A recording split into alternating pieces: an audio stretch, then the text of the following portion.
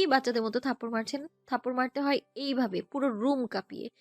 এভাবে শিশুদের মতো থাপ্পড় মারলে কি চলে নাকি?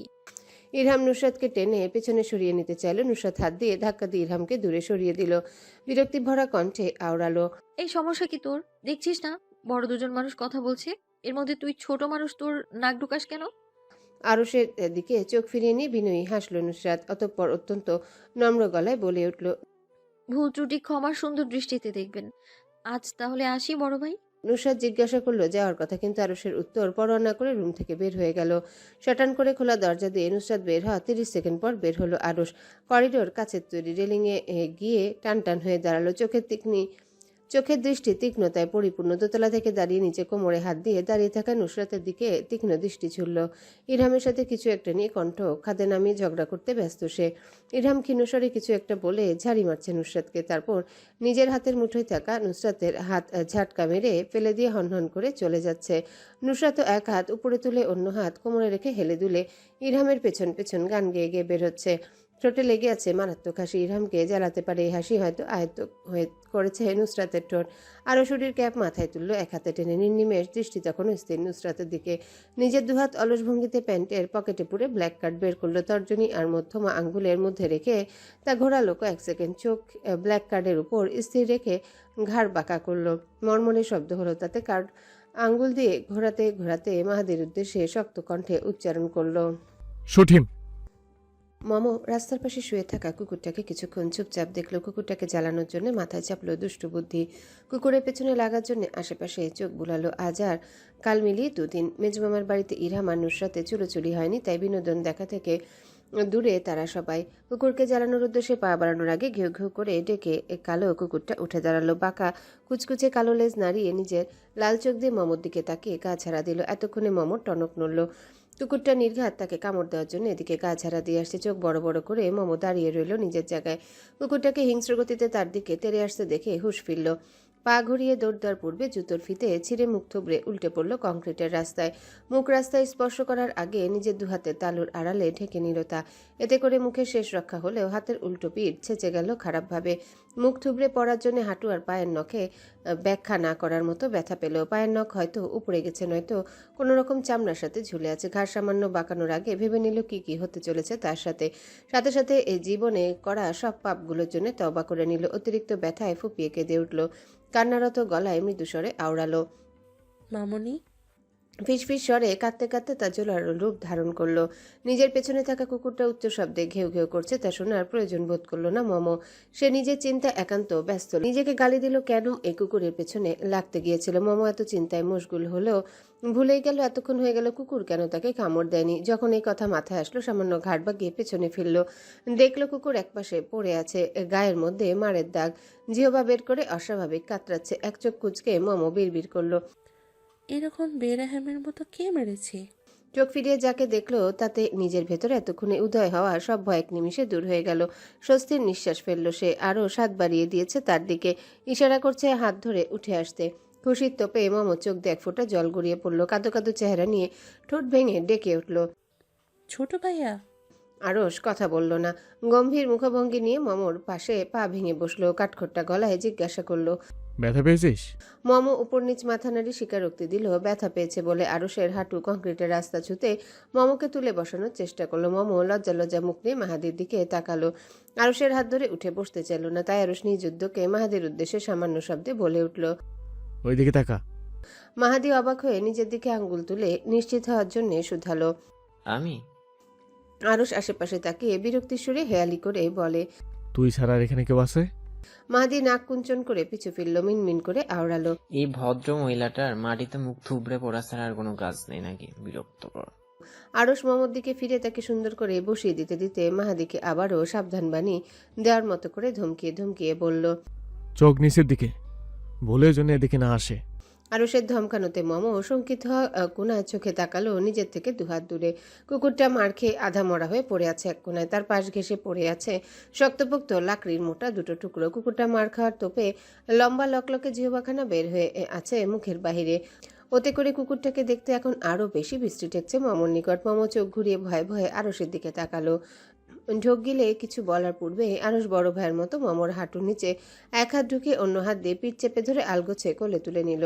মেইলি শরীরের কোনো জায়গায় অস্বাভাবিক স্পর্শ না লাগার জন্য যথেষ্ট সতর্কতা অবলম্বন করলো। আকস্মিক কোলে তুলে নেওয়ায় মমো হকচকালো। চোখ বড় বড় করে ভাইয়ের পানে চেয়ে মিনমিন করে কিছু বলার পূর্বেই আরস থমকালো। এত বড় মেয়ে কুকুরের পেছনে লাগতে চাস কেন? বাচ্চার বসে তুই থাপড়িয়ে গাল ফাটিয়ে দেবো আর একদিন এসব করতে দেখলে। মমো ভয়ে ভয়ে উপর নিচ মাথা নাড়ালো।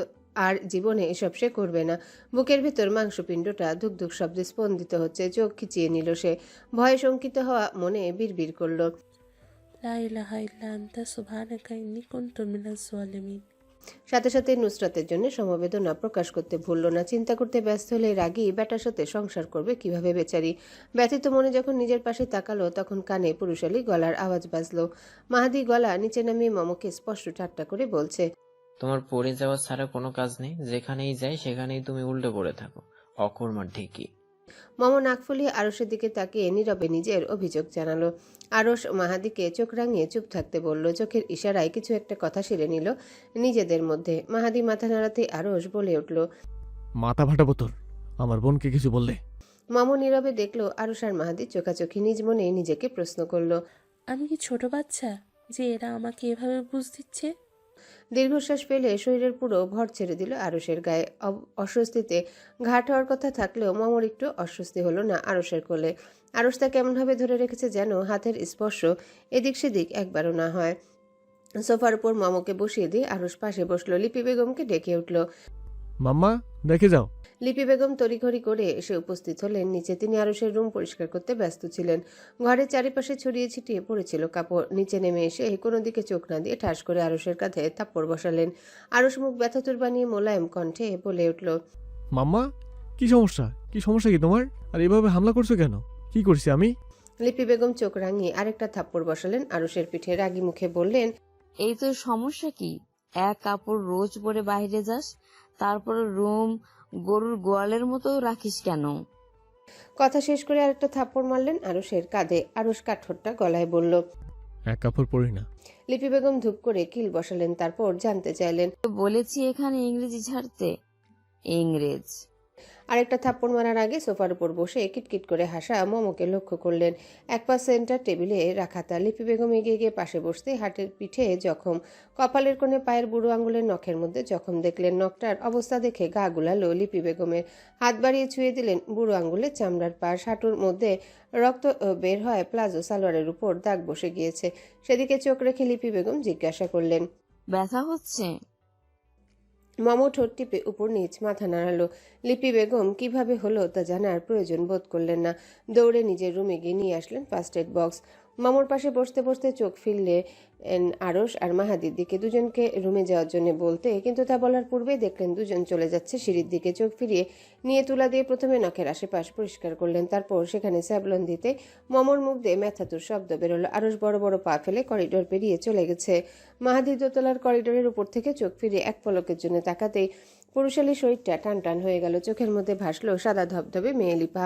লিপি বেগম মামুর সাথে কথা বলতে বলতে হাঁটুর উপর কাপড় তোলার আগে থেমে গেলেন। ঘাড় বাঁকিয়ে উপরে তাকাবেন ভাবলেন, তার আগেই মাহাদি সেখান থেকে চলে গেল। লিপি বেগম ঘাড় কাত করে ডেকে উঠলেন, সেজো, এদিকে আয় তো। ঝর্ণা বেগম নিজের মায়ের সাথে কথা বলছিলেন। লিপি বেগমের ডাকে সাড়া দিতে তাড়াহুড়ো করে ফোন রেখে দৌড়ে আসলেন নিচে। ততক্ষণে মুখে জি আপা বলে ফেনা তুলে ফেলেছেন। রোহিণী নিজেও হৈ হুল্লো শুনে এসে হাজির হলেন। মমকে সোফার উপর আঘাতপ্রাপ্ত দেহ নিয়ে পড়ে থাকতে দেখে দুজনের বিস্ময়ে মুখ হা হয়ে গেল। রুহানি এমন অবস্থা দেখে হেসে দিলেন। যেখানে সেখানে সিরিয়াস মুহূর্তে হাসির ব্যামো আছে ওনার। তার এই ব্যামো খুবই নিপুণভাবে কেড়ে নিয়েছে সৈয়দ বাড়ির পঞ্চম সদস্য। রোহিণী বেগম মজা করে বললেন, কিরে মোমো, আবার কোথায় উল্টে পড়লি? যখনই আসিস তখনই কাদায় গড়াগড়ি, না হয় রাস্তায় নোংরা পানিতে গড়াগড়ি খেয়ে আসিস। কেন রে, তুই হাঁটতে পারিস না? ছোটবেলায় কি তোকে আমরা হাঁটা শিখাইনি? কথাটা শেষ করে রোহিণী বেগম শব্দ করে হাসতে লাগলেন। অতিরিক্ত হাসির জন্য চোখের কোণে পানি জমা হলো, তাই ওড়নার কোণ দিয়ে চোখ মুছলেন। মম অতি দুঃখে নিজেও হেসে দিল। রুহানি বেগমের সাথে লিপি বেগম ঠোঁট টিপে হেসে বললেন, ছোট, তুইও আয় এদিকে। তোর স্বাস্থ্য ভালো আছে? মমকে আমার রুমে নিয়ে যেতে সাহায্য কর। রুহানি এলো নাক ফুলিয়ে ডেকে উঠেন, আপা? লিপি বেগম আর ঝর্ণা বেগম হেসে উঠলেন। মমকে কাঁধে ভর দিয়ে উঠে দাঁড়াতে বললেন। মম পায়ের পাতায় ভর দিতেই গায়ের কাঁপুনি শুরু হলো। ধূপ করে আবারও বসে গেল নিজের জায়গায়। ঝর্ণা বেগম কিছুটা হেসে বললেন, মম যেখানে দাঁড়াতে পারছে না সেখানে ওপরে ওঠা যাবে কি করে? এক কাজ করি আপা, আর ছোট মমর দুহাত ধরো, আর আমি পা ধরে ওকে ওপরে নিয়ে যাব। ঝর্ণা বেগমের কথায় হেসে দিলেন উপস্থিত সবাই। রুহিণী বেগম বললেন, মোমো, দেখলি তোর ভাগ্য, এই বয়সে এসেও মামিদের কোলে চড়ার মতো সৌভাগ্য হলো। রুহিণী বেগম মমকে ভয় দেখাতে দুপা এগুলেন মমর দিকে। মম আতঙ্কিত হয়ে চিৎকার করে উঠল। রুহিণী বেগম হাসি মুখে দুহাত তুলে বললেন, আয় মোমো, মামনির কোলে আয়। মম পেছনের দিকে সরতে সরতে বলে উঠল। সেজ মামনি, ছোট মামনিকে দূরে সরান। রুহিণী বেগম ড্রয়িং রুম কাঁপিয়ে হাসতে লাগলেন। জাইন রুম থেকে বের হয়ে এদিকে আসতে লিপি বেগম বললেন, বাবা একটু সাহায্য কর। জাইন এক ভ্রু উঁচু করে গম্ভীর গলায় শুধালো। কি সাহায্য? মামাকে একটু আমার রুমে পৌঁছে দিয়ে আয়। জাইন এবার মমর দিকে তাকালো। পরপর চোখ সরিয়ে নিয়ে জিজ্ঞাসা করলো, কি হয়েছে? পায়ে ব্যথা পেয়েছে। জাইন আর কোনো শব্দ ব্যয় করলো না। আলগোছে হেঁটে এগিয়ে গেল মমর কাছে। কোলে তুলে নিয়ে গটগট করে চলে গেল উপরে। মমর এবার আরো দ্বিগুণ তালে বুক কেঁপে উঠল ভয়ে। চোখ তুলে চাপদারির আড়ালে ঢাকা শুভ্র মুখখানা লক্ষ্য করলো। দূর থেকে এই লোককে দেখলেই ভয় লাগে, কিন্তু কাছে থেকে আরো বেশি। মম গুটিয়ে নিল নিজেকে। রুমে এসে বিছানায় বসিয়ে দিয়ে আলগোছে বের হয়ে গেল জাইন। রোহিণী একটু দ্বিধাহীনতায় ভুগলেন। জিজ্ঞাসা করলেন, তুই এখন হাঁটতে পারছিস না, তাহলে আমাদের বাসায় কিভাবে হেঁটে আসলি? নাকি মামিদের কোলে চড়ার ধান্দা করেছিস বলে তখন ওভাবে বসে গেলি? বল মামো। লিপি বেগম রোহিণী বেগমকে থামিয়ে দিয়ে উত্তর দিলেন। আরস কোলে করে নিয়ে আসছে। রোহিণী বেগম হতাশ কণ্ঠে বলে উঠলেন, মোমোরে মোমোরে, এই বয়সে এসে তুই দুইবার ভাইদের কোলে চড়ে বসলি, কি ভাগ্য রে তোর। তোর মামা এখন পর্যন্ত আমাকে একবারও কোলে চড়ায়নি। বেফাস কথাটা শেষ করে জিভ কাটলেন রোহিণী বেগম। বুঝলেন তিনি ভুল জায়গায় ভুল কথা বলে ফেলেছেন জায়েদের সামনে। তাই পরিবেশ স্বাভাবিক করার জন্য জোরে হেসে দিলেন। মিনমিনিয়ে বললেন, মজা করছিলাম আপা। আরশ আর মাহাদিকে করিডোরে দাঁড়িয়ে থাকতে দেখে জাইন এগিয়ে আসলো দুজনের কাছে। গম্ভীর গলায় শুধালো। দুজনে কি খিচুড়ি পাকাচ্ছিস? আরশ নিজের দিকে আঙ্গুল তুলে দুপাশে মাথা নাড়ালো। মাহাদিও সেম করলো আরশের মতো করে। জাইন গিয়ে সোজাসুজি দাঁড়ালো দুজনের সামনে। আরশ আর জাইন সমান উচ্চতার হওয়ায় দুজনের চোখাচোখি হলো প্রথমে। গায়ের দিক দিয়েও দুজনে সুঠাম দেহি। তাদের মধ্যে মাহাদি 1 ইঞ্চি ডিফারেন্সে খাটো। কাছ থেকে দেখলে বোঝা যায় মাহাদি একটু খাটো আরশ আর জাইনের তুলনায়, কিন্তু দেহের দিক দিয়ে মাহাদিও সুঠাম দেহি টকবগে পুরুষ। রূপে জৌলসে সৌন্দর্যে এই দুই ভাইয়ের থেকে কম কিছু না। জাইন ধবধবে ফর্সা হওয়ার দরুন উজ্জ্বল শ্যামলা আরশকে তার সামনে দাঁড়ানোতে কিছুটা কালো দেখালো। আরশ মেকি হাসতেই বাগালে গর্তের সৃষ্টি হলো। ঠোঁটের কোণ ঘেঁষে ফুটে উঠল সূক্ষ্ম সুতো পরিমাণ খাদ। জাইন নিজেও আরশকে ভেঙিয়ে মেকি হাসলো। তারও ঠোঁটের ডান দিক দিয়ে সুতো পরিমাণ খাজের সৃষ্টি হলো। আরশকে তীক্ষ্ণতার সহিত অবলোকন করতে করতে জাইন নিজের খাড়া নাকে চুলকালো। তারপর এক ভ্রু তুলে রেড চেরির মতো লাল ঠোঁট জোড়া নাড়িয়ে শুধালো। হাসছিস কেন? আরশ বলল। এমনি। জাইন দুহাত আড়াআড়ি বুকে বেঁধে জিহবা দিয়ে ঠোঁট ভেজালো। তীক্ষ্ণ চোখে আরশকে দেখে নিয়ে জিজ্ঞাসা করলো, ধূমপান করা ছেড়ে দিয়েছিস নাকি এখনো করিস? আরশের থেকে চোখ সরিয়ে মাহাদির পানে চাইলো, যার মানে দুজনের কাছে উত্তর চাচ্ছে সে। মাহাদির সাথে সাথে বলে উঠল, তুমি সেইবার না করার পর হাতও দেয়নি। গড প্রমিস ভাইয়া। আরশ তেরা গলায় জিজ্ঞাসা করলো। সত্যি বলবো নাকি মিথ্যে? জাইন এক হাতে শার্টের হাতা গুটিয়ে নিল। তীক্ষ্ণতা পরিপূর্ণ আওয়াজে হিসিয়ে পড়ল। মিথ্যেই বল শুনি। মাহাদি আলগোছে দুপা পেছনে সরে গেল। চোখের সামনে ভাসলো ফ্রান্সে থাকার সময়কার একটা কথা। বছরখানেক আগে সিগারেট খাওয়ার সময় ছাদে হাতে নাতে ধরা পড়েছিল জাইনের কাছে সে আর আরশ। এই লোক রাগে না, কিন্তু সেদিন দেখার মতো রাগ করেছিল। শুভ্র মুখ রাগের জৌলুসে ভয়ঙ্কর দেখাচ্ছিল। ছাদের উপর পড়ে থাকা রডে লাঠি নিয়ে এসে কোনো কথা ছাড়া অতর্কিত হামলা করেছিল তাদের দুজনকে পেছন থেকে। মার খাবে জানলে পূর্ব প্রস্তুতি নিয়ে থাকতো, কিন্তু এই লোক কোনো পূর্ব প্রস্তুতি নিতে দেয়নি তাদের। এত মার খেয়েছিল, পায়ের হাড্ডি ভেঙে 1 মাস বিছানায় পড়েছিল। তাদের সেবাও করেছে এই লোক। জুতো মেরে গরুদান যাকে বলে সেরকমই কিছু। এখনো চোখে ভাসে মাহাদির পা ব্যান্ডেজ করে পঙ্গু হয়েছিল, যা দেখতে এসে বলে গিয়েছে খুব ভালো হয়েছে। তার নিজের বাপও জাইনের পিঠে চাপড় মেরে বলেছিল গুড জব ম্যান। একটুও সহানুভূতি দেখায়নি তাকে আর আরশকে। এরপর কোনোদিন সিগারেটে হাতে দিয়ে ছুঁয়ে দেখেনি সে, কিন্তু তার পাশে দাঁড়ানো তার অতি প্রিয় বন্ধু ভাইয়ের কথা শুনে আবারও সিগারেট খেয়েছে। সেবার লাস্ট ওয়ার্নিং ছিল জাইনের কাছ থেকে। নিষেধাজ্ঞা জারি করেছিল যেন এ ধরনের কোনো কাজ করতে না দেখে, আর দেখলে আগের বার 1 মাস বিছানায় পড়ে থাকতে হয়েছিল, পরের বার 1 মাস নয়, সারা জীবনের জন্য পড়ে থাকতে হবে। মাহাদির মাথায় দুষ্টু বুদ্ধি চাপলো। আজ বন্ধুর দায়িত্ব একদম ভালো করে পালন করবে সে ভেবে নিল। আরুষকে ফাঁসিয়ে দিতে বলে উঠল। এখনো সিগারেট খাই, কয়েকটা ঘা লাগিয়ে দেন। কথা শেষ করে কেটে পড়ল। এখন কয়েকটা খাক এই রাম ছাগল, সারাদিন তার উপর চড়াও হয়। ওনার উপর চড়াও হওয়ার লোক আছে সেটাও একটু বুঝো। এবার একা ঠেলা সামলাক। আজ সে নিজেকে নিয়ে গর্ববোধ করছে। বন্ধুত্বের গুরু দায়িত্ব হলো প্রতি পদে বন্ধুকে বাস দেওয়া, আর আজ তা সে পালন করেছে। এবার চলে গেলেও কিছু হবে না, তাই আলগোছে কেটে পড়ল। জাইন আরুষের দিকে তাকালো, ভ্রু বাঁকিয়ে সামান্য কপাল কুঞ্চন করতে আরুষ গম্ভীর গলায় বলল। ছেড়ে দিয়েছি। জাইন এবার অন্য হাতের হাতা গুটিয়ে বলল। সত্যি বল। বেশি না, দিনে 4টা, রাতে 4টা। সপ্তাহখানেক বাদে বুধবার রাত নাসির মঞ্জিলের লাইব্রেরি রুমে গোপন বৈঠক বসেছে। আজকের গোপন বৈঠকে উপস্থিত আছেন নাজবিন বেগম। নুসরাত নাসির সাহেবকে নাকিস্বরে অভিযোগ করল। আব্বা, আপনার ভাইয়ের ছেলে আমার বাইক বম মেরে উড়িয়ে দিয়েছে গত সপ্তাহে। আর তুই কি করছিস? নাজবিন বেগমের প্রশ্নে নুসরাত চোখ ঘুরিয়ে তাকালো। চোখ বড় বড় করে তাকিয়ে চিৎকার করে উঠল, সাথে দাঁতে দাঁত চেপে বলল। আমি সত্যি বলছি, কিছু করিনি আমি। কথাটা শেষ হতে পারল না। চলতে থাকা ঠোঁট উল্টো হাতের থাপ্পড় পড়ল, তারপর দুগালে পড়ল। কানে আসলো নাজবিন বেগমের কথা। আমাকে চোখ দেখাস তুই? আমাকে দাঁত দেখাচ্ছিস তুই? আমার সাথে উঁচু গলায় কথা বলিস তুই? যা এখান থেকে, ভাগ।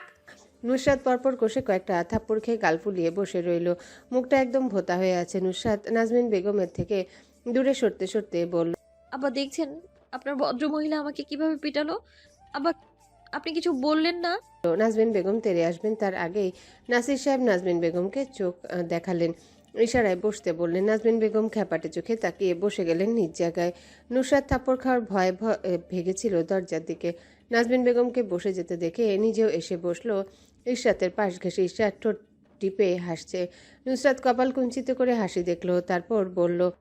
হেসে নে, হেসে নে। কয়দিন পর জাইন ভাইয়াকে বিয়ে করে কাজ করবি আর কাঁদবি। হাসি আসবে না আর তখন? কাঁদবি আর গাইবি। মুঝে पापा के घर जाना है, मुझे हंसना नहीं आता है, मुझे दुल्हन नहीं बनना है। নুসরাত কথা শেষ করতেই পারল না, বাজিয়ে দুটো থাপ্পড় পড়ল দুগালে। নুসরাতের মনে হলো তার সামনের পৃথিবী ঘুরছে। তার মা আজ এত মারছে কেন? কানে এলো নাসির সাহেবের ধমকানো। নাজমিন, একদম বাড়াবাড়ি করবে না।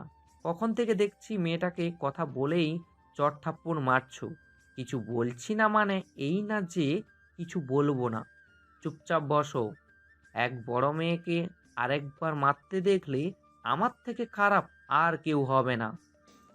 নাজমিন বেগম বসলেন নিজের জায়গায়। বসতে বসতে চোখ দিয়ে নুসরাতকে শাসাতে ভুললেন না, মুখ দিয়ে শাসালেন। বেশি কথা বলতে দেখলে মুখ সেলাই করে রাখবো। 2 সপ্তাহ থাপ্পড় না পড়ায় মুখ বেশি চলছে। একদম বেশি কথা বলতে যেন না দেখি। নুসরাতের থোতা বুক ভোতা হয়ে গেল। নাসির সাহেব শান্ত কণ্ঠে শুধালেন। তুমি কি করেছো সেটা বলো। নুসরাত ঠোঁট চেপে মিনমিনিয়ে বলে উঠল। গাড়িতে আগুন লাগিয়ে দিয়েছে। নাজমিন বেগম বললেন। দেখেছেন, আপনার মেয়ে আগুন লাগিয়ে দিয়েছে বাচ্চা ছেলেটার গাড়িতে। নুসরাত চিৎকার করে উঠল। নাজমিন বেগমের চোখ রাঙানো দেখে নিজের রাগ গলাধ্যকরণ করে বলে উঠল। আমার একার দোষ শুধু দেখে আম্মা।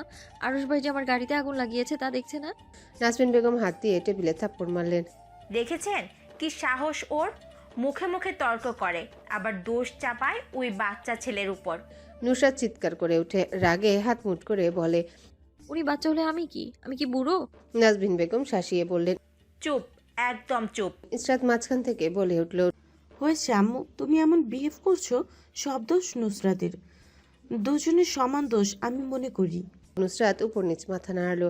নুসরাতের ষষ্ঠ ইন্দ্রিয় জানান দিল ইসরাতের গালে থাপ্পড় পড়ার প্রবল সম্ভাবনা আছে। নাজমিন বেগম রেগে ফুঁসে উঠে ইসরাতকে একটা দিতে যাবে, নুসরাত টেনে সরিয়ে নিল। নাসির সাহেবকে উদ্দেশ্য করে বলল।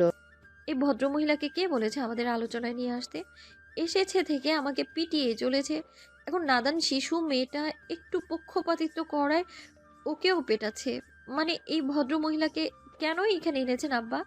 নাজমিন বেগম ক্ষোভ প্রকাশ করে বললেন। আপনার মেয়ের আচরণ দেখেন, আমাকে ভদ্র মহিলা বলছে। ওকে বলে দিবেন আমার সাথে আর যেন কোনো কথা না বলে। আমি বলেই আপনার সংসার করছি, আপনার মেয়েদের ফরফরমায়েশ খাচ্ছি, আপনাদের সব কিছু পরোয়া করছি। আর আপনারা আমাকে তার প্রতিদান এই দিলেন? আমার জায়গায় অন্য বেটি হলে এতদিনে মুখের উপর ঠ্যাং দেখিয়ে চলে যেত। কথাটা শেষ করে অন্য কোণে চোখে মুছলেন নাজমিন বেগম। নুসরাত আর ইশরাত মায়ের দিকে তাকিয়ে সমসুরে বলে উঠল। হয়ে গেল গোপন বৈঠক। কিছুক্ষণ পর বৈঠক চলছে গোপনে এখনো। নাসির সাহেব গম্ভীর মুখে বসে আছে, নুসরাত দুগালে হাত রেখে বসে আছে। নাসির সাহেব নুসরাতকে বললেন, হাত সরাও গাল থেকেই। নুসরাত দুঃখিত মুখে হাত সরাতে দেখা গেল গালগুলো থাপ্পড়ে চোটে ঠুসে ঠুসে ফুলে আছে। ইশরাত আর নাসির সাহেব নুসরাতের গাল দেখে না চাইতেও হেসে দিলেন। ইশরাত বলে উঠল, আব্বু, নুসরাতকে কিউট কিউট লাগতেছে না? নাসির সাহেব মাথা নাড়ালেন, বললেন, তোমার মায়ের উচিত প্রতিদিন এরকম করে দেওয়া, তাহলে ওর মুখ দেখতে স্বাস্থ্যবান দেখাবে। ইশরাত আর নাসির সাহেব হাই ফাইভ করে হাসলেন। নুসরাত দুজনার দিকে খ্যাপাটে নজর বুলিয়ে উঠে চলে যেতে নিবে নাসির সাহেব পিছু ডাকলেন, বললেন, আগামীকাল সকালে তোমার জন্য নতুন বাইক নিতে যাব। আগে বলে দিচ্ছি, টাকা তুমি দিবে, আমি নিয়ে যাব। নুসরাত কপাল কুঞ্চিত করলো, মুখ বাঁকিয়ে বলল, তাহলে আমি একাই যেতে পারবো, আপনার যাওয়ার প্রয়োজন নেই। ইশরাত নাসির সাহেবকে বলল। আব্বু, ছোট মানুষ, কিছু দিয়ে দিয়েন। নাসির সাহেব নিজস্ব ভঙ্গিমায় বলে উঠলেন, আচ্ছা, ইসরাত সুপারিশ করেছে বলে 20 টাকা দিব তোমাকে, বাকি টাকা নিজের পকেট থেকে খরচ করবে তুমি। নুসরাত শক্ত কণ্ঠে শুধালো। আমাকে নিয়ে মজা নিচ্ছেন আপনারা দুজন? নাসির সাহেব আর ইশরাত মাথা উপর নিচ দাঁড়িয়ে রুম কাঁপিয়ে হাসলো। তারপর ইশরাত আর নাসির সাহেব বললেন, জি হ্যাঁ, আপনাকে নিয়ে আমরা মজা নিচ্ছি। নাসির মঞ্জিলের পরিবেশ টান টান। আহান নুসরাত আর ইহরামের ভিডিও করছে। সামনে কিচেন কাউন্টারে বসে এসে সব লক্ষ্য করছে ইশরাত আর মোমো। গত এক সপ্তাহ যাবৎ মোমো সৈয়দ বাড়িতে ছিল। হয়তো 3 মামা মিলে আটক করেছেন, তাই আসতে পারছিল না। আজ রাস্তায় বের হয়ে পা টেনে টেনে হাঁটতে দেখে আহান আর ইরহাম মিলে আক্রমণ বলে মোমোর উপর ঝাঁপিয়ে পড়েছিল। অতঃপর টেনে নিয়ে এসেছে নাসির মঞ্জিলে। ইশরাত আর মোমোকে কিচেন কাউন্টারে বসিয়ে রেখেছে নুসরাত। রান্নার পর দুজনেই টেস্ট করে জানাবে কিরকম হয়েছে তাদের রান্না। তারা দুজনেই তাই পা দুলিয়ে দুলিয়ে দেখছে নুসরাত আর ইরহামের কাণ্ড। হাতে বড়সড় একটা পপকর্নের বোল, দুজনেই টাপাস টাপাস করে মুখে ঢোকাচ্ছে আর দেখছে। নুসরাত আর ইরহামের কাণ্ডের থেকে ক্যামেরাম্যানের কাণ্ড দেখতে ইশরাতের বেশি মজা লাগছে। চোখে কালো চশমা লাগিয়েছে, হাতে মোবাইল। একবার এদিকে মোবাইল ঘোরাচ্ছে তো একবার সেদিকে। ইশরাতের কাছে আহানকে ব্যাঙের বাচ্চার মতো মনে হলো, যে জন্মগ্রহণ করে খুশিতে গদগদ করে লাফাচ্ছে। আজ নাজমিন বেগম বাড়িতে নেই, গিয়েছেন বোন নাজু বেগমের বাড়িতে। তাই কিচেন দখল করেছে এই 3 বান্দর। না হলে এদের কিচেনে ঢুকতে দেন না নাজমিন বেগম। যখনই ঢুকে কিছু না কিছুর বিনষ্ট করে বের হয়। আজ ইশরাত বসে আছে দেখার জন্য কি কি বিনষ্ট করে বের হয় এই 3 নমুনা কিচেন থেকে। নুসরাতের কথা কানে যেতেই নড়ে চড়ে বসলো মোমো আর ইশরাত। নুসরাত বলছে, হ্যালো গাইস, আমি ছাপরি নীল জলহস্তি, আর এ হলো আমার ভাই ছাপরি টিকটকার প্রিন্সেস মইমুনুল। আজ আমরা আমাদের মতো কিছু ছাপরি রেসিপি নিয়ে আসছি আপনাদের সামনে। ঘরে থাকা কয়েকটা উপাদান দিয়েই আপনারা বানিয়ে ফেলতে পারবেন এই ছাপরি রেসিপি। আপনাদের ঘরে যদি না থাকে তাহলে কোনো সমস্যা নেই, কারণ এইসব জিনিস শুধু বড়লোকদের বাসায় থাকে, আপনাদের বাসায় থাকবে না। তো চলে যাই আমাদের রেসিপিতে। ইরহাম হাতে ফ্রাই প্যান নিয়ে নাম খুঁজে পেল না। নুসরাতের কাছে জানতে চেয়ে শুধায়, এটার নাম কি? নুসরাত নিজেও ফ্রাই প্যানের দিকে তাকিয়ে থাকে। বোকা হেসে বলে, জানি না, আম্মা ডিম ভাজি করে এতে। পরপর দুজনে দুজনের দিকে তাকিয়ে নাম বানিয়ে নেয়। চিৎকার করে সমস্যারে বলে ওঠে, এটার নাম ডিম ভাজি করার বাসন। জানি এইসব ইউনিক জিনিস আপনাদের বাসায় নেই, আপনারা তো পিওর ছোট লোক, আমরা আবার ধনী মানুষ। তো এই রান্না করতে আপনাকে ফলো করতে হবে 4টা স্টেপ। প্রথম স্টেপ দেখাবে আমার ভাই প্রিন্সেস মইমুনুল। ইশরাত হেসে গড়াগড়ি খাচ্ছে মোমোর উপর, হাত দিয়ে ঠোঁট চেপে ধরে হাসছে মোমো। ইরহাম এর মধ্যে বলে উঠল, প্রথম স্টেপ, গ্যাসের চুলা সুইচ টিপে জ্বালিয়ে দিবেন। তারপর ডিম ভাজি করার বাসন বসিয়ে দিবেন। ঘরে যা আছে তা দিয়েই দিবেন, না থাকলে দেওয়ার প্রয়োজন নেই। তেজপাতা, এলাচ, গোলমরিচ তৈলে রেখে দিবেন কতক্ষণ। যখন পটর পটর করে শব্দ হবে নামিয়ে নেবেন। নুসরাত ফ্রিজ খুলে বলে উঠল, দ্বিতীয় স্টেপ, ফ্রিজ একদম শব্দ করে খুলবেন এরকম, তাহলে নিজেকে বড়লোকস মনে হবে। ফ্রিজ থেকে টেনে বড় গোস্তের বাটিটা বের করবেন। ছোট বাটি বের করলে আপনি ছোট লোক মনে রাখবেন। এটা বাটি নিয়ে গিয়ে সিঙ্কে ঢিল মেরে ভিজিয়ে রাখবেন। এতে করে প্লাস্টিকের বাটি ভেঙে গেলেও পরোয়া করবেন না। যদি না ভাঙতে পারেন আপনি ছোট লোকস, আর ভাঙতে পারলে আপনি বড় লোকস। তৃতীয় স্টেপ, গোস্ত পানি দিয়ে ভালো করে ধুয়ে নেবেন। আপনাদের ইচ্ছে না হলে ধোয়ার প্রয়োজন নেই, আমরা আবার না ধুয়ে খেতে পারি না, পরিষ্কার মানুষ তো। ধোয়া শেষে তুলে রেখে দেবেন। ইরহাম বলে উঠল। চতুর্থ স্টেপ, গোস্ত বড় একটা ডেকচি দেখে তার মধ্যে ভরে দিবেন। কাটাকাটির দরকার নেই, আমরা বড়লোকস মানুষ, এসব কাটাকুটি করি না। আপনারা গরিব, তাই করে নিয়েন। তারপর পেঁয়াজ দিয়ে দিলাম পরিমাণ মতো, আপনারা চাইলে পরিমাণ মতো না দিলেও পারবেন। তারপর রসুন আদা গুঁড়ো 1/2 চামচ, মরিচ 2 চামচ, লবণ 1 চামচ, আরও 1/2 চামচ, মাংস মশলা 1 চামচ, 5 ফোড়ন 1 চিমটি, ভেজে রাখা গরম মশলা গুঁড়ো করে নিয়ে দিবেন গোস্তের মধ্যে। আপনারা যেই স্টাইলে আপনাদের স্বামীদের পাঁজরের হাড় গুঁড়ো করেছেন সেইভাবে। একটু বেশি তৈল দিয়ে বসিয়ে দিলাম আগুনে ডেকচি। নুসরাত ভাষণ দেওয়ার ন্যায় ভঙ্গি করে বলে উঠল। আপনারা চাইলে আপনাদের দজ্জাল শাশুড়ি পেছনে এই আগুন লাগিয়ে দিতে পারেন, আমরা কিছুই মনে করব না। এরকম আরো খারাপ বুদ্ধি নিতে আমাদের সাথেই থাকুন, আমাদের ফলো করুন, লাইক করুন, কমেন্ট করুন। নুসরাতের কথা বলা শেষ হতে ইশরাত চোখ দিয়ে পেছনে ইশারা করলো। নুসরাত বুঝতে না পেরে ভ্রু বাঁকালো। ইশরাত ঠোঁট চেপে শুধু পেছনে ইশারা করলো। ইশরাতের ইশারা অনুযায়ী নুসরাত বাদিক ঘুরতে অগ্নিবর্ণ হয়ে দাঁড়িয়ে থাকা নাজবিন বেগমকে লক্ষ্য করলো। জিভ কেটে ইরহামকে হাত দিয়ে ধাক্কা দিতে দিতে বলে উঠল। ইরহাম রে, আজরাইল দরজার সামনে দাঁড়ানো, মনে হয় আজ আমাদের দুজনের যান কবজ করে তবেই এ বাড়ি থেকে বের হবে আজরাইল, ভাগ। ইরহাম নিজেও এতক্ষণে নাজবিন বেগমকে দেখলো, মিষ্টি কণ্ঠে ডেকে উঠল। সুইটহার্ট। উপরে স্বাভাবিক থাকলেও দুজনেই ভয়ে বুক কাঁপছে। আহান তখন ভিডিও করতে ব্যস্ত। সে তার চশমাখানা নাকের ডগায় নামিয়ে ক্যামেরা লেন্স স্থির করেছে নাজবিন বেগমের লাল মুখের দিকে। এখান থেকে পালানোর কোনো চিন্তা নেই তার। খেলে দু একটা খাবে চড়থাপ্পড়, তাতে কি? ভিডিওটা একবার করে নিতে পারলে আপুকে আর ভাইয়াকে ভাইরাল করে দিতে তার ন্যানো সেকেন্ড লাগবে না। মনে মনে শয়তানি হাসি দিয়ে অত্যন্ত মনোযোগী হলো মোবাইল ভিডিওতে। নুসরাত আর ইরহাম কিচেনের দরজা দিয়ে দৌড়ে দেওয়ার পূর্বে নাজমিন বেগম নিজের পায়ের যারা লোগো বিশিষ্ট জুতা খুলে হাতে নিলেন। কোনো কথা ছাড়াই সেটা দিয়ে ঝটপট হাতে নুসরাত আর ইরহামের পিঠে লাগালেন। শক্ত জুতোর বাড়ি পিঠে পড়তে ব্যথায় দুজনেই চিৎকার করে উঠল। অতঃপর এক লাফে হাতের ফাঁক দিয়ে পালালো। আহান তখনও ভিডিও করতে ব্যস্ত। এরপরের টার্গেট যে সে ভুলেই বসেছে। ভিডিও করতে করতে বলে উঠল, মেজো আম্মা স্মাইল। নাজমিন বেগমের রাগী চোখ তৎক্ষণাৎ ঘুরে গেল আহানের দিকে।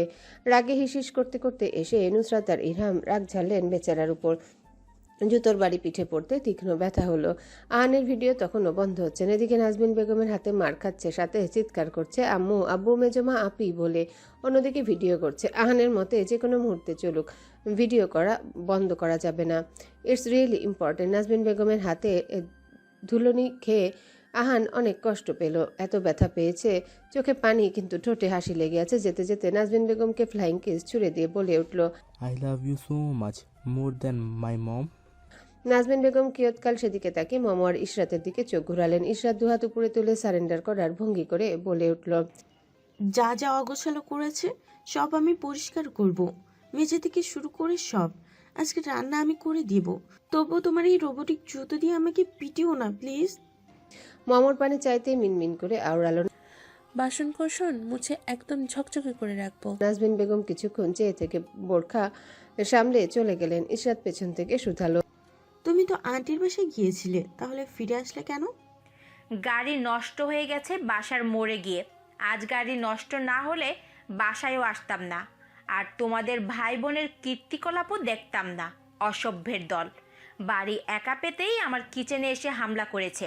নাজমিন বেগমের হাতে পিটুনি খেয়ে পরিবেশ ঠান্ডা হতে সোফা এসে ধুপ করে বসলো নুসরাত। রিমোট চেপে টিভি চালাতেই কানে আসলো ব্রেকিং নিউজ, আজকের তাজা খবর। কথাটা শেষ করার আগেই রিমোট চেপে টিভি বন্ধ করে দিল নুসরাত। মিনমিন করে গালি দিল, কচুর তাজা খবর আমি শুনতে চাই না।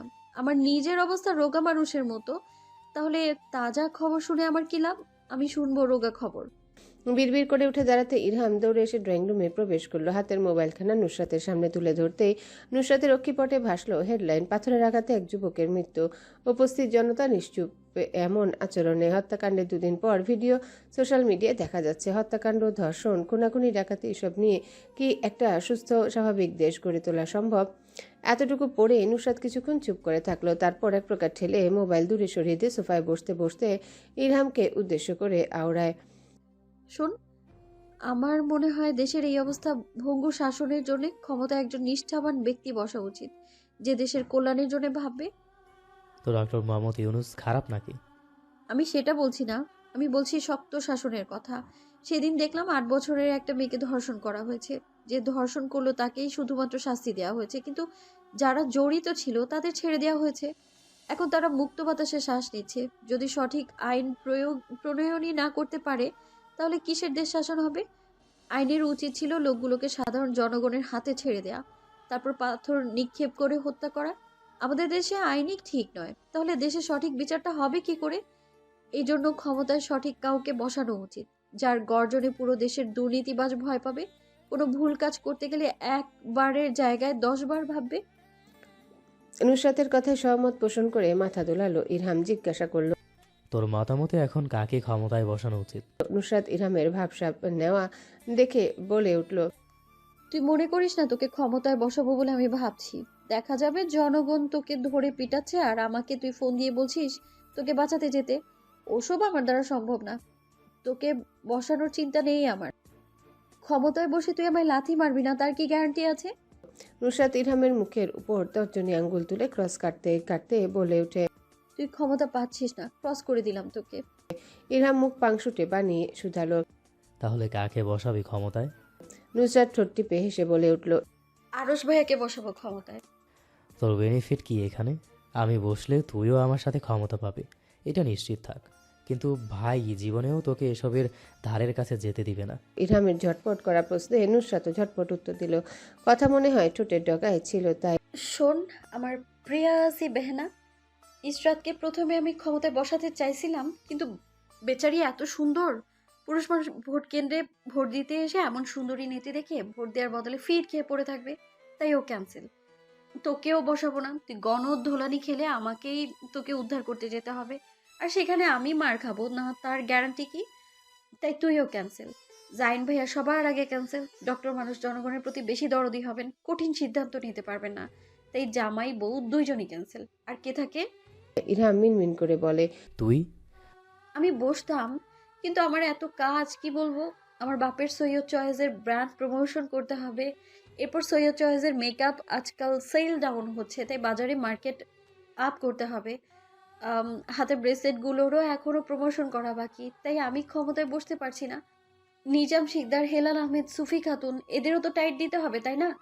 তাহলে আমি ক্ষমতায় বসলে এইসব কে করবে? তাই আমি ক্ষমতায় বসবো না। আসল কথা বলিস না কেন? মানুষ বেশি কথা বললে তুই তাদের মাথা ফাটিয়ে দিবি, সেটা বল। তা না করে যুক্তিবিদ্যার আজব লজিক দিচ্ছিস কেন? নুসরাত চোখ টিপে বলল, ধর। নুসরাত কথা শেষ করার পূর্বে ইরহাম তাকে জড়িয়ে ধরল। নুসরাত রাগে মুখে চিৎকার করে বলে উঠল, তোকে বলেছি ধরতে, তোকে আমি বলিনি আমায় জড়িয়ে ধরতে, ছাগলের বাচ্চা। নুসরাতের চিৎকারে ইরহাম তাকে ছেড়ে দিয়ে নিষ্পাপ মুখে বলে ওঠে, তুই তো বললি ধর, তাই আমি জড়িয়ে ধরলাম। নুসরাতের মুখ দেখার মতো রাগী হলো। চোখ সরু সরু করে কপালে ভাঁজ ফেললো। বিরক্তের সহিত নাক ফুলিয়ে তাকালো। ইরহাম বুড়ুয়ার তর্জনী আঙ্গুল দিয়ে নুসরাতের চোখগুলো উপর আর নিচে চামড়া ধরে বড় বড় করে দিতে দিতে বলল, আমার আব্বুর মতো চোখ দেখাবি না একদম। আমার বাপের খারাপ আচরণটা তুই টেনে নিয়ে আসছিস। ছাগলের 3 নাম্বার বাচ্চার মতো তাকাস। তাহলে তুই ছাগলের 2 নাম্বার বাচ্চা, এটা বলতে চাচ্ছিস?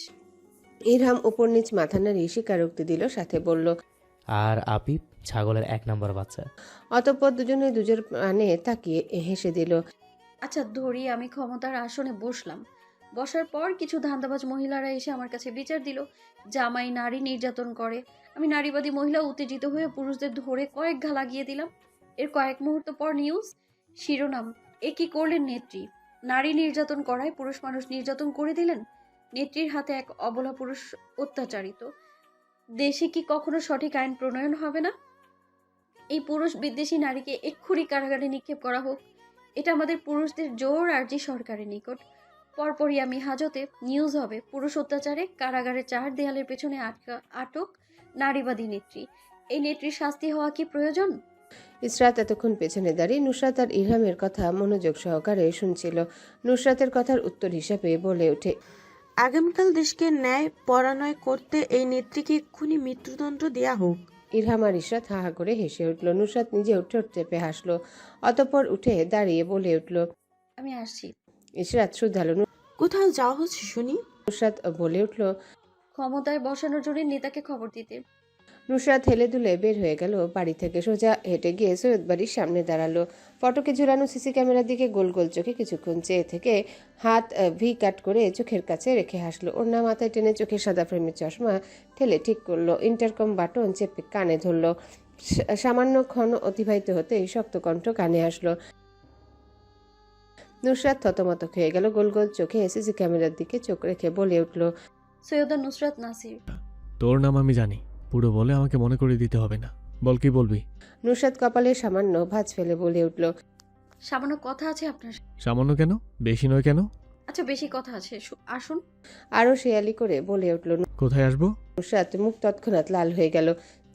চিবিয়ে বলে উঠল, আমার কোলে আসুন। আরো ঠাট্টা করে প্রতি উত্তর করলো। আমি ছোট মানুষের কোলে উঠি না। নুসরাত দাঁতে দাঁত চাপলো। মুহূর্তের মধ্যে শ্যামলা মুখ ঘেমে গিয়ে কালো হয়ে গেল।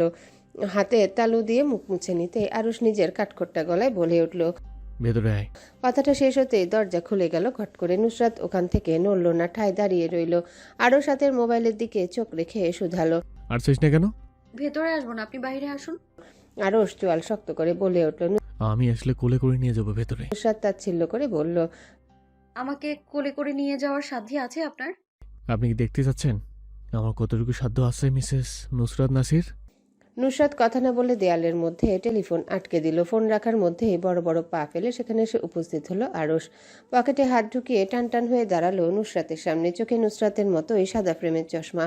আরশ ভ্রু বাঁকিয়ে নুসরাতের থুতনি দু আঙ্গুলের সাহায্যে চেপে ধরল। শক্ত চোখ কপালা থেকে শুরু করে চোখ ঘুরে নাকে এসে স্থির হলো। নাকের মধ্যে নোজ রিংটায় কতক্ষণ চোখ বুলিয়ে চোখ সরালো। মৃদুস্বরে বলে উঠল, তোর নোজ রিংটা বিশ্রী লাগে। নুসরাতের তেরা উত্তর আসলো, তাহলে আরো বেশি করে পড়বো। আরও শাসলো। সে তো এইটাই করতে চেয়েছে, হোক উল্টো পথে মেনে নিয়েছে, এটা বেশ। এবার নুসরাত কিছু একটা মনে পড়ার ভঙ্গিতে নড়ে চড়ে উঠল। আরশের গায়ের সাথে গা লাগিয়ে দাঁড়ালো সামান্য। ঠোঁটে মেকি হাসি ঝুলিয়ে বলে উঠল, আরশ ভাই। আরশ গমগম স্বরে উত্তর দিল, কি? নুসরাত বলল, আপনাকে দেখে মনে হচ্ছে কেউ ধরে উত্তম মধ্যম দিয়েছে। আরশ কথা বলল না। নুসরাত ঈষৎ হাসি ঝুলিয়ে আরেকটু আরশের পাশ ঘেঁষে দাঁড়ালো। চোরের মতো মিনমিন করে আবারও ডাকলো, আরশ ভাই। আরশ রাগী কণ্ঠে উত্তর দিল, কি? ছাগলের মতো মেমা করছিস কেন?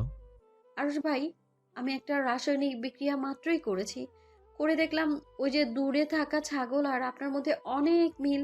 আরশ ভেতরে ভেতরে ফুস করে উঠল, কিন্তু উপরে কাম অ্যান্ড কম্পোজ দেখানোর চেষ্টা করে শুধালো, কিভাবে? আমি আপনাকে রাসায়নিক বিক্রিয়াটা বোঝাই ভালো করে। দেখুন, আপনার ঘন কালো ভ্রু, ওই ছাগলটারও ঘন কালো ভ্রু। আপনার মুখটা ওভাল কিন্তু কিছুটা কেমন যেন, ওই ছাগলটারও মুখ ত্রিকোণ আকৃতির কিন্তু কেমন জানি। আপনি বুঝতে পারছেন আমি কি বোঝাতে চাচ্ছি? আরও শক্ত ভঙ্গিমায় মাথা নাড়ালো। তারপর গ্রীবা সামান্য বাঁকিয়ে নুসরাতের কানের কাছে মুখ এনে হিসিয়ে বলে উঠল, হ্যাঁ, বুঝতে পেরেছি। আর কি কি মিল পেলি? এই দেখুন, আপনি কথা বলেন ফিস ফিস করে, আমি শুনি আপনি ম্যামে করছেন। আপনার খাড়া সরু নাক, ছাগলেরও তেমন। আপনার গলার বোন আছে, ছাগলেরও আছে। আপনি ঘাস পাতা ছাগল খান, ছাগলটাও খায়। কত মিল আপনাদের দেখেছেন। আমি ছাগল হলে তুই ছাগলের পেট নেই। এবার ঠিক আছে? নুসরাত মাথা নাড়ালো, মুখ দিয়ে ধ্বনিত হলো, জি ঠিক বলেছেন। আপনি শেষ পর্যন্ত মানলেন তো আপনি ছাগল, সেটাই তো অনেক বেশি। আরশের কথা না ঘাটিয়ে নুসরাত আবারও মনোযোগী হলো নিজের কথায়। আবারও নড়চড়ে দাঁড়িয়ে চশমা নাকের ডগা থেকে উপরে তুলল। অতঃপর বলল, যা বলতে এসেছিলাম ভুলেই তো গেছি। আরশ ভ্রু সামান্য বাঁকালো, কপাল কুঞ্চিত হয়ে আছে। আসার পর থেকে নুসরাত আরশের কপালের বলি রেখা মিটানোর জন্য পায়ের আঙ্গুলে ভর দিয়ে দাঁড়ালো। বিরক্তিতে সূচক উচ্চারণ করে বলে উঠল, কপাল আগে পলিশ করুন। কি বিচ্ছিরি ভাবে ছাগলের ন্যায় তাকিয়ে আছেন। আরশ কপাল কুঞ্চিত করে তাকিয়ে রইল। নুসরাত ব্যর্থ হয়ে প্রস্তাব দিল, এবারে আসন্ন নির্বাচনে আপনি কেন যোগ দিচ্ছেন না? আরশ কপালের বলি রেখা গাঢ় হলো। নুসরাত বলে উঠল, আপনি চাইলেই নির্বাচন লড়তে পারেন, আমার অনেক বড় বড় মানুষের সাথে পরিচয় আছে। আরশ কাঠখোট্টা আওয়াজ আসলো নুসরাতের কানে। আরশ বলছে, তো? নুসরাত বিরক্ত ভঙ্গিমায় বলল, তো মানে কি? আপনি নির্বাচন লড়তে চাইলে বলুন, আমি আপনার ভোটের ব্যবস্থা করে দেব। ইরহাম জাল ভোট 2টো দেবে, ইসরাত দেবে 2টো, আমিও দিব 2টো। আরশ ভ্রু সামান্য বাকি আগের মতো বলল, তো? 1 লাখ টাকা দিন, আপনার নির্বাচন নিয়ে একটা পোস্ট দিব আমার পেজে। তো? আরে ভাই, তখন থেকে তো লাগিয়ে আছেন। মানুষের ভাষায় কথা বলুন, আমি হোমোসেফিয়ানদের ভাষা বুঝি না। আরশ গম্ভীর মুখে বলে উঠল, কি বলেছিলি? আবার বল। নুসরাত নাক ফুলিয়ে ফুস করে শ্বাস ফেলল, মৃদু আওয়াজে উচ্চারণ করলো। নির্বাচন লড়বেন? আরশ কথা বলল না, নুসরাতকে উদ্দেশ্য করে বলে উঠল। একটা গান বল নির্বাচন নিয়ে, দেখিয়েছে যাই কিনা নির্বাচনে যোগ দেওয়ার। নুসরাত কবিতার মতো 2 লাইনে বলল। এসেছে আবারও ইলেকশন, জিতবে নৌকা, জিতবে জনগণ, জয় বাংলা, জিতবে আবার নৌকা, 100 কোটি মানুষের একটাই যে স্লোগান, জিতবে আরশ ভাই, নেই কোনো টেনশন, জয় বাংলা, জিতবে আমার নৌকা। আরশ না চাইতেও হাসি আয়ত্ত করলো ঠোঁটে, তাই হাসি ঢাকতে এক হাত কপালে চেপে ধরে কিতকাল ঘষল। হাসি কোনো রকম দন্তপাটির আড়ালে ঢেকে গম্ভীর আওয়াজে বলে উঠল। নির্বাচনে আমি কোন দুঃখে লড়তে যাব? নুসরাত ঝটপট উত্তর দিল। আরশ ভাই শুধু ভাবুন। কি ভাববো? নুসরাত নাক ফুলিয়ে অজগর সাপের মতো ফুলে উঠে তাকালো, চিবিয়ে চিবিয়ে বলে উঠল। আপনি বলতে দিবেন আমায়? আরশ চুপ করে দাঁড়ালো। নুসরাত আরশের চোখে চোখ রেখে বলে উঠল। 200,024 একটা ভিডিও ভাইরাল হলো না, রেহান আপা বলছে জয় বাংলা। আরশ কথা কেটে ভ্রু সামান্য উঁচিয়ে জিজ্ঞাসা করলো। হুইজ রেহানা? নুসরাতের ইচ্ছে করলো মাটিতে ফেলে আরশকে কয়েকটা ধুমধাম লাগিয়ে দিতে। ফুস করে শ্বাস ফেলে নিজের রাগ সামলালো, শক্ত কণ্ঠে বলে উঠল। তোর বউ শালা। আরশ হাত বুকে বাঁধতে বাঁধতে ইশারা করলো, তারপর বলল। কন্টিনিউ কর। নুসরাত আরশের দিকে দৃষ্টি নিবদ্ধ করলো। দূর হতে রবীন্দ্রসঙ্গীত ভেসে আসছে। নুসরাত আজ আর রবীন্দ্রসঙ্গীতে কান দিল না, আরশকে ভেঙচিয়ে ভেঙচিয়ে বলে উঠল। Continue call. আরশ হাসলো না, মুখ গম্ভীর করে দাঁড়িয়ে রইল। নুসরাত বলল। ওই যে রেহানা আপা বলল জয় বাংলা, জয় বঙ্গবন্ধু, জয় চেক হাসিনা। আর চেক হাসিনা বলছিল না না না, আপনি শুধু ভাবুন, আপনি হাসিনা আপার জায়গায় দাঁড়িয়ে, আমি রেহানা আপার জায়গায় দাঁড়িয়ে, আমি বলছি জয় বাংলা, জয় হেলাল ভাই, জয় আরশ ভাই, আর আপনি বলছেন উপরে উপরে হাসিনা আপার মতো না না, কিন্তু ভেতরে ভেতরে ঠিকই খুশিতে গদগদ হচ্ছেন। নুসরাত আরশের চোখ পাকানো দেখলো না, সে নিজের শ্বশুরকে এক মনে ভাই ডাকছে। নুসরাত যখন ফিরে তাকালো তখন আরশ রাগে ফুসফুস করছে। নুসরাত আরশকে কুল করার জন্য বলে উঠল। কুল আরশ ভাই, কুল। আরশ কিছুক্ষণ চুপ থেকে নিজস্ব গলায় বলল। আচ্ছা নির্বাচন করব, একটা স্লোগান শুনে তো নুসরাত। নুসরাত তুমুল উৎসাহে স্লোগান দিতে লাগলো। এক বড় না দুই বড়, আরশ ভাইয়ের মন বড়, আরশ ভাইকে দিলে ভোট, ইনশাল্লাহ হবে সুখ।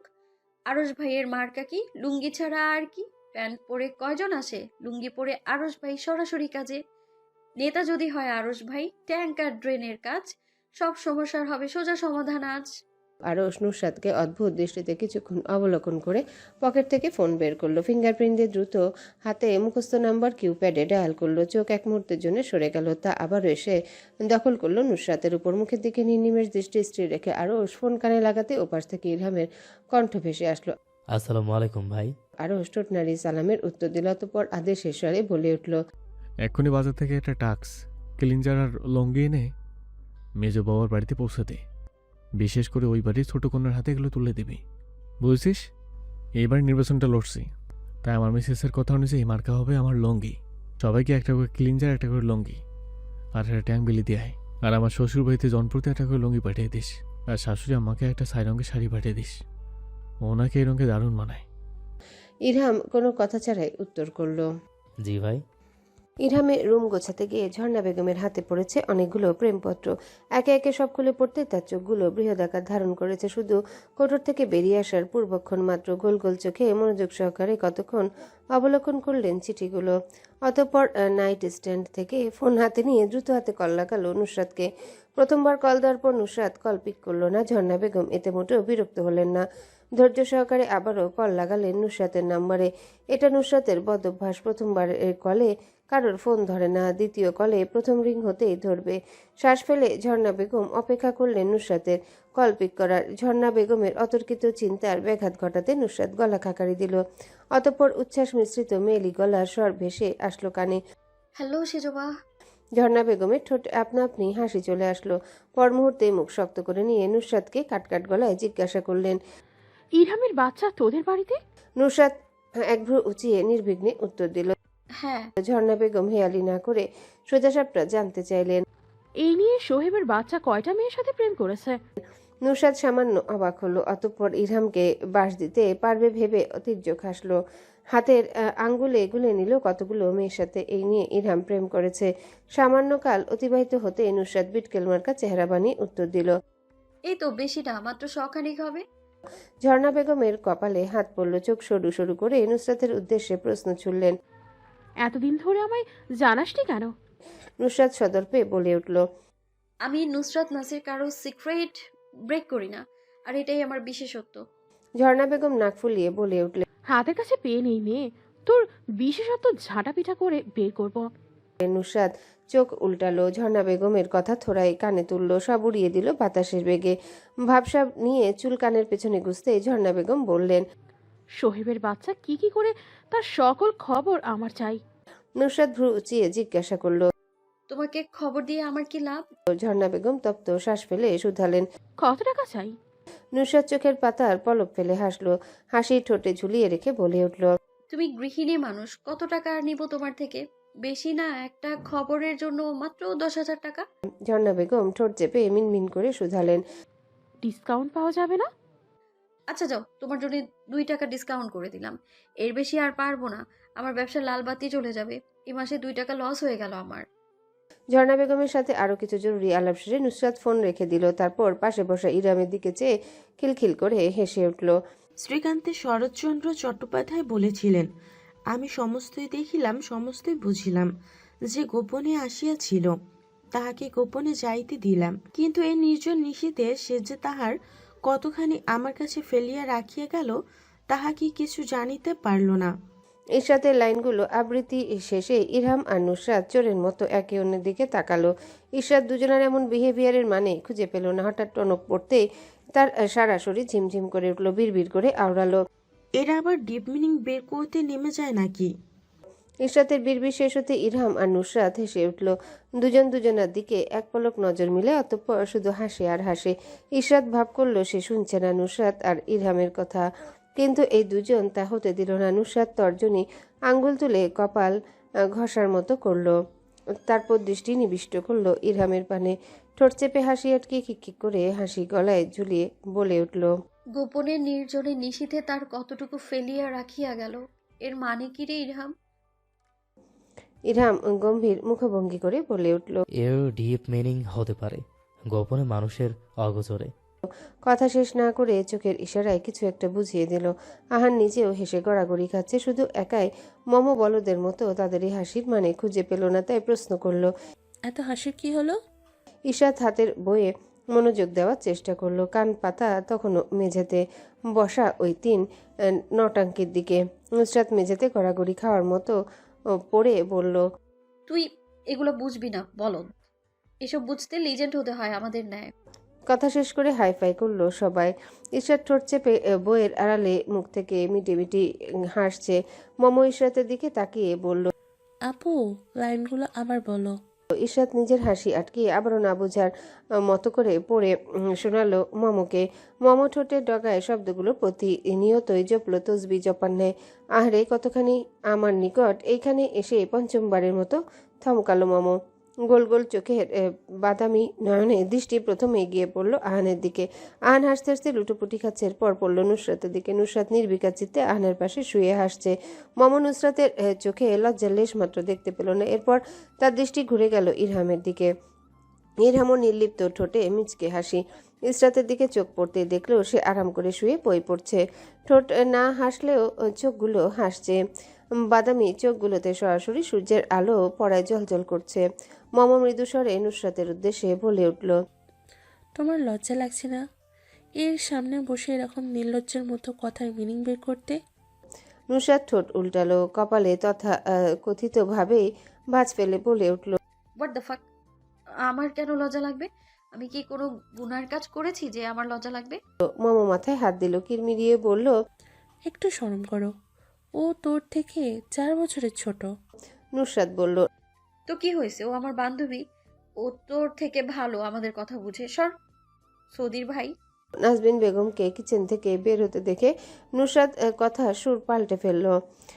ফিস ফিস করে নুসরাতের কথাটা পৌঁছে দিল মমর কানে। আপু বলতে চাইছি। মম ধূপ করে একটা কিল বসালো আহানের পিঠে। আহান পিঠ চেপে ধরে চিৎকার করে উঠল। রাগি চোখে কতক্ষণ মমর দিকে চেয়ে বলে উঠল, আজ বড় বড়ে ছেলে দিলাম, পরের বার এমন ভুল করার চিন্তা ভাবনাও করলে একদম সজীবের বাপের সাথে বিয়ে দিয়ে দিব। মমো হিসিয়ে বলে উঠল, মন্টুর বইয়ের সাথে তোকে বিয়ে দিব। আহান চোখ উল্টানো ব্যঙ্গাত্মক ভঙ্গিতে মুখ দিয়ে বের হয়ে আসলো ব্যঙ্গমূলক শব্দ। নুসরাত আরাম করে শুয়ে ঝগড়া দেখছে, উৎসাহ দিল আহানকে। আহান লেগে পড়, চুল ধরে ধুমসে কয়েকটা দিয়ে দে এই মহিলাকে, না পারলে আমি তোকে সাহায্য করব, বল শুধু। আহান অফ শোল্ডার টি শার্টের গলা ঝাঁকালো, ভাবসাব নিয়ে বলল, শক্তিশালী প্রতিদ্বন্দ্বী আমি, আমার সাথে লাগতে আসবে না, ছাই করে দিব। অতঃপর নুসরাত, ইরহাম, আহান একসাথে গলা মিলিয়ে বলে উঠল, একদম ছু মন্তার কালো কুত্তার গু করে দিব, ধুলিস্বাদ করে দিব তোকে। এই তিনজনের কথা শুনে মমর চোখ চলচল করে উঠল। নাকটা ইশরাতের দিকে দৃষ্টি নিক্ষেপ করতেই ইশরাত না চাইতেও শব্দ করে হেসে দিল। তার সাথে মিলিয়ে এই তিন নমুনাও হেসে দিল। একটু আগের ঝগড়ার পর থেকে মামো মুখ ফুলিয়ে বসে রয়েছে। ইশরাত মানানোর চেষ্টা করছে, কিছুতে কিছু হচ্ছে না। হাত দিয়ে স্পর্শ করতে গেলে গা ঝাড়া মেরে ওঠে। নুসরাত আরাম করে এক হাত মাথার নিচে ঢুকিয়ে শুয়ে নড়চড়বিহীন বদনে কাঠপুতলির মতো মমর আগাগোড়া পরক করছে দ্রুত। এক ভ্রু উচানো সব সময়ের ন্যায়। ইরহাম আর আহানের অবস্থা একই রকম। মমকে চোখ দিয়ে গিলছে তিনজন একসাথে শুয়ে থেকে। হঠাৎ হন্তদন্ত পায়ে কিচেন থেকে ফোন হাতে বেরিয়ে আসলেন নাজবিন বেগম। তৎপরতা নিয়ে বললেন, ইশরাত, শুনেছিস মন্টু ভাই নাকি আবার বিয়ে করেছে? নুসরাতের মাথায় যেন বাজ পড়ল আকাশ ফেটে। বিস্ময়ে চোখ ফাঁক হয়ে গেল নিমিষে। আকৃতির মুখ করে গোলাকার আখি যুগলের পাতা না ফেলে বলল, মন্টু শালা বিয়ে করে নিয়েছে আবার?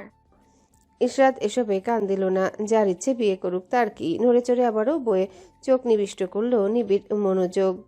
নাজবিন বেগম ইশরাতের খামখেয়ালিতে বিরক্ত হলেন। হাত থেকে বই নিয়ে ছুঁড়ে মারলেন সামনের সোফায়, চোয়াল শক্ত করে বললেন, চল চল চল, মন্টু ভাইয়ের বউ কান্না করছে, সান্ত্বনা দিতে যেতে হবে তো। প্রতিবেশী হিসেবে তো একটা দায়িত্ব আছে নাকি আমাদের? দ্বিতীয় বিয়ে করেছে তো কি হয়েছে? আব্বু করে নাই বিয়ে, আর এরকম অদ্ভুতভাবে ঘামছো কেন? এত তৎপর হওয়ার মানেই বা কি? এমন ভাব করছো আম্মু যেন আব্বু দ্বিতীয় বিয়ে করে তোমার জন্য সতীন নিয়ে আসছেন। ইশরাত কথা বলে না, কিন্তু যখন বলল তখন নাজবিন বেগমের মাথায় বাজ ফেলে দেওয়ার মতো একটা সম্পূর্ণ বাক্য বলল। নাজবিন বেগমের খাপাটে চাহনি দেখার মতো হলো। ইশরাত মায়ের শক্ত মুখ দেখে শান্তভাবে তবুও বসে রইল নিজ স্থানে। নাজবিন বেগম খিটখিটে স্বরে বললেন, তোর বাপ ওই সাহস করবে না, আর করলে প্রথমে তোর বাপকে পিস পিস করে কাটবো, কেটে কুকুরকে খাওয়াবো, তারপর তার দ্বিতীয় বউকে কাটবো, দুটোকেই দুনিয়ায় জাহান্নাম দেখিয়ে দিব। নুসরাত হাতের হাতা গুটিয়ে উঠে দাঁড়িয়েছিল। মন্টু শালাকে আজ দুটো ধরে দিয়ে দিবে ভেবে। সে ভয়ঙ্কর রকম ঘৃণা করে যারা বউ বেঁচে থাকতে দ্বিতীয় বিয়ে করে। এই বয়সে এই বেটা বুড়োর এত উত্তেজনা আসে কিভাবে? দ্বিতীয় বিয়ে করে নিয়ে আসছে শালা গোলামের পুতের। আজ একদিন কি তার একদিন। কিন্তু মাঝপথে সে বাধা পড়ে ইশরাতের কথায়। সামনে আগানো পা পিছিয়ে যায় ইশরাতের কথা শোনার জন্য। পিছু ফিরে তাকাতেই মায়ের উত্তর কানে আসে, আর এতেই নুসরাতের চোয়াল ঝুলে যায়। নাজবিন বেগমের কথা শেষ হতেই পাঁচজোড়া চোখ ঘুরে গেল নাজবিন বেগমের দিকে। সবগুলোই নাজবিন বেগমের উপর থেকে নিচে পরক করছে। সবার ইচ্ছে ছিল সামান্য নাজমিন বেগমকে জ্বালানোর, কিন্তু নাজমিন বেগমের শক্ত মুখের দিকে তাকিয়ে নাসির মঞ্জিলের ড্রয়িং রুম থেকে কোনো প্রকার ফাজলামি না করে সবগুলোকে এক এক করে বের হয়ে গেল। টু পরিমাণ বাক্য ব্যয় করল না। সবাই সিক্স সেন্স জানার দিচ্ছে আরেকটা শব্দ মুখ দিয়ে বের করলে নাজমিন বেগম পায়ে থাকা যারা লোক বিশিষ্ট জুতা জোড়া তার হাতে উঠে আসবে, আর তা সরাসরি পড়বে গিয়ে তাদের পাঁচজনের পিঠের উপর। নাজমিন বেগম এসি অফ করে ধীরে সুস্থে দরজা জানালা লক করে বের হবেন বাড়ি থেকে। তার পূর্বেই নুসরাত ঝড়ের বেগে এসে প্রবেশ করলো বাড়িতে। নাজমিন বেগমের গায়ের মোটা ওড়না একটানে ছিনিয়ে নিয়ে নিজের গায়ে জড়িয়ে আবারও চলে গেল। ততক্ষণে তার দলের সকল সাঙ্গপাঙ্গ নিয়ে হাজির হয়েছে মন্টুর বাড়িতে। মন্টুর বাড়িতে গেট না থাকায় সুসুর করে সৈয়দ বাড়িতে পাঁচ মাথা ঢুকে গেল। মন্টুর বউ সাজনা কাছে দেয়ালের সামনে বসে টাইলসের মেঝেতে চাপড় মেরে মেরে করুণ থেকে করুণ স্বরে কাঁদছে। নুসরাত সরু চোখ ঘোরালো চারিদিকে।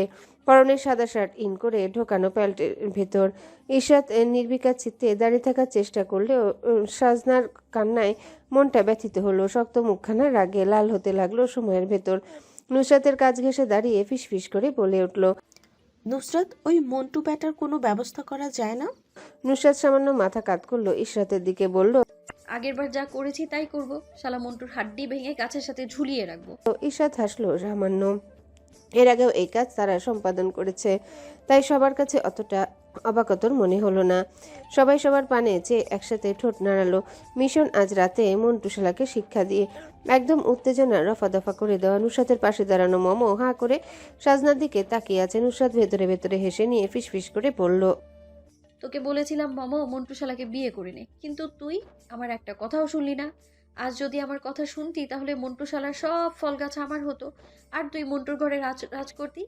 মমো যার পর নেয় বিরক্ত হলো। নুসরাতের দিকে হতাশা মিশ্রিত চাহনি ঝুলেনি দীর্ঘশ্বাস ফেললো। এর জন্য ঠিকমতো সে দুঃখ প্রকাশ করতে পারছে না বেচারি সাজনা বেগমের জন্য। তাই দুঃখে ভরাক্রান্ত মন নিয়ে ইরশাদকে বগল দাবা করে অন্যদিকে চলে গেল।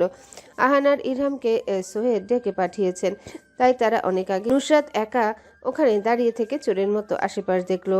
কোনো ফল গাছে কোন ফল আছে আর কোন পজিশনে গেলে সেই ফল সে আরাম করে চুরি করতে পারবে। চোরের মতো মুখভঙ্গি বানিয়ে দুহাত ফর্মাল প্যান্টে পকেটে ঢুকিয়ে হিসেব কষতে লাগলো কিভাবে কি করবে।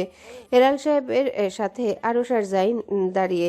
নিজাম শিকদার গিয়ে সৈয়দ বাড়ির সবাইকে নিয়ে আসছেন। বাড়ির কর্মীরা ভেতরে সাজনাকে সান্ত্বনা দিতে আসলেও এখন তারা দলবদ্ধ হয়ে নিজেদের ভেতর গল্প করতে ব্যস্ত হয়ে পড়েছেন। হেলাল সাহেবের বিপরীত দিকে নুসরাত দাঁড়িয়েছিল। আকস্মিক নুসরাতকে দাঁড়িয়ে আশেপাশ দেখে মেয়েটা নজর কাড়ল। মেয়েলি শান্তশিষ্ট মুখখানা দেখলেন খুঁটিয়ে খুঁটিয়ে। নিজের মনের বিরুদ্ধে গিয়ে বলতে বাধ্য হলেন, নাসিরের মেয়ে দুটোর গঠন দেখতে মাশাআল্লাহ। হেলাল সাহেবের সামনে এমন প্রখর দৃষ্টি নুসরাত সেকেন্ডের ভেতর বুঝে গেল নিজের উপর। সময় ব্যয় না করে কোনো দিকে চোখ না ফেলে সোজাসুজি হেলাল সাহেবের দিকে সরু সরু চোখে তাকালো। হেলাল সাহেব চট করে নিজের চোখ সরিয়ে নিলেন, বিড়বিড় করে আওড়ালেন, টাকাই কিভাবে? আরো শটান হয়ে দাঁড়িয়েছিল। হেলাল সাহেবের চোখে অনুসরণ করে তাকাতেই নুসরাত দৃষ্টিসীমায় পড়ল। আরশের পাশ থেকে কিছু একটা বিড়বিড় করে হেলাল সাহেবের চলে যাচ্ছেন। আরও সেই সুযোগ নিল, বড় বড় পা ফেলে এগিয়ে এলো নুসরাতের দিকে। কাছে এসে গায়ে গা লাগিয়ে দাঁড়ালো। নুসরাত মাথা উঁচিয়ে উপরে তাকাতেই আরশের সাথে চোখাচোখি হলো। সুঠামদেহী লোকটা এক হাতে কপালের উপর থাকা চুল ঠেলে পেছনে সরিয়ে ভ্রূণ আচালো সামান্য। আরশ বলল, ভাবতেছি দ্বিতীয় বিয়ে করে নেব। নুসরাত ঠোঁট বাঁকালো, ব্যঙ্গ করে শুধালো, সত্যি? I am damn serious. এবার বিয়ে করবই। এইভাবে আর কতদিন? নুসরাত আরশের দিকে এমনভাবে তাকালো যেন আস্ত গিলে খাবে। পলক না ফেলে আরশের কথা চুপচাপ মনোযোগ সহকারে শ্রবণ করলো। জানতে চাইলো, কিভাবে, কতদিন? আরশ আবারও নির্বিকার সহিত বলল, আর কতদিন কুমার থাকবো? যৌবন জীবন সবই তো এক এক করে চলে যাচ্ছে তোর অপেক্ষায়। নুসরাত ধিমি সুরে শুধায়, দ্বিতীয় বিয়ে করবেন? আরো সূক্ষ্ম চোখে নুসরাতের মুখের পরিবর্তন দেখলো। ধীরে ধীরে যা অস্বাভাবিক বর্ণ ধারণ করছে। বলল, হ্যাঁ বিয়ে করব। আর কত বছর বইয়ের অভাবে থাকবো? আমি আবার তোর অপেক্ষায় কুমার হয়ে মরতে চাই না। শেষ বয়সে যদি তুই আসিস তাহলে তোকে নিয়ে সংসার করব। এখন নয় একটা দ্বিতীয় বিয়ে করে নেই। নুসরাত আবার শুধালো, দ্বিতীয় বিয়ে করবেন? এখনো চিন্তা ভাবনা করিনি। আজ বিকাল থেকে দ্বিতীয় বিয়ে নিয়ে চিন্তা ভাবনা শুরু করব। নুসরাত আওয়াজ থামিয়ে দিল। হেসে হেসে বলল, আপনি যতক্ষণে দ্বিতীয় বিয়ের চিন্তা ভাবনা করবেন ততক্ষণে আমি আপনাকে জিন্দা পুঁতে ফেলার ব্যবস্থা করে ফেলবো। আই অ্যাগেইন রিপিট দ্যাট, জিন্দা দাফন করবো, মাইন্ড ইট। আরো ভয় পাওয়ার মতো ভাব করলো। বলল, এখন তো মনে হচ্ছে দ্বিতীয় বিয়ে করা জরুরি। নুসরাত গলার আওয়াজ খাদে নামিয়ে বলে উঠল, মরার শখ জেগেছে আপনার?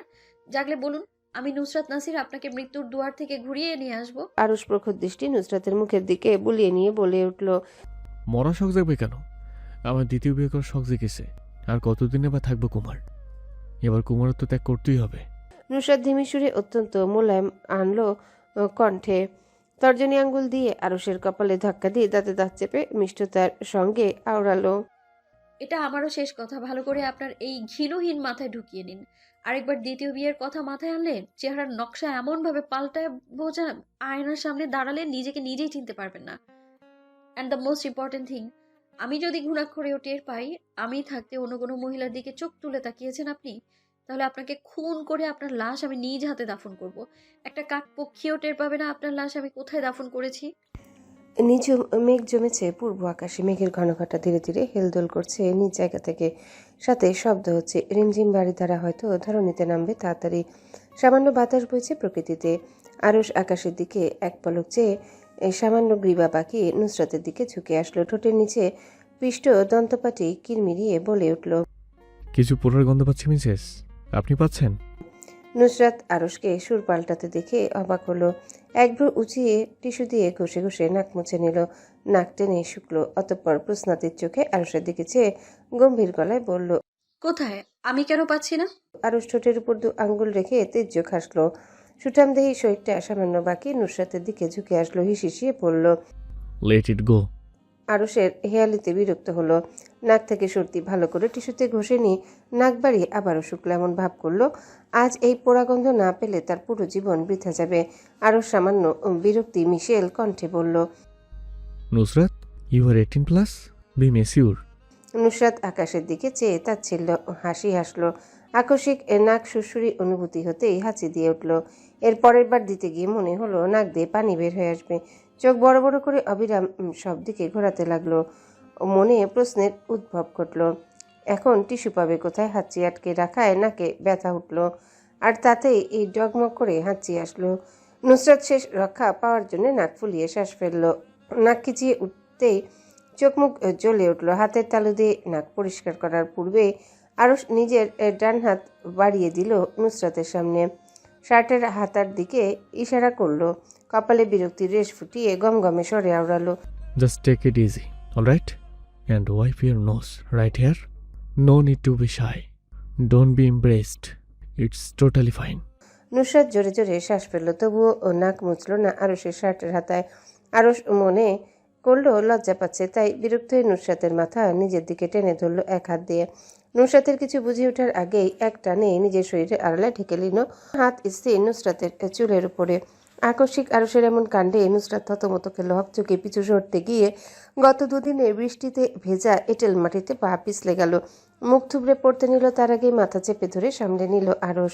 হুমড়ি খেয়ে নুসরাত এসে পড়ল তার বুকে। শক্ত বুকের পিছনে খাড়া নাকে কপালে ব্যথা পেল মেয়েটা।